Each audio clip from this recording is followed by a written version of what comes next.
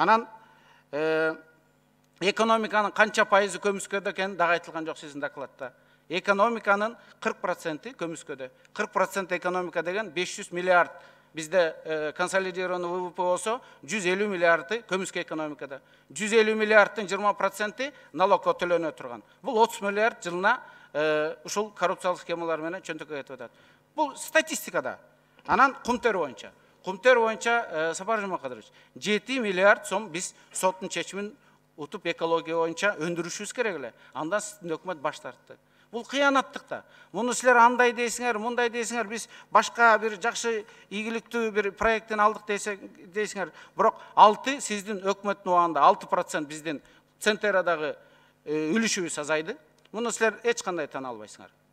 Ал боюнча добуш берген Центеранын биздин мүчөлөрүнө чара көрүлгөн жок. Демек ал силердин бир макулдук менен болгон. Анан кумтөр боюнча 7 миллиард сом соттун чечими турса, биз андан баш тарттык. Якобы алар бизге башка бир преференцияларды берди деп. Бул андай эмес да.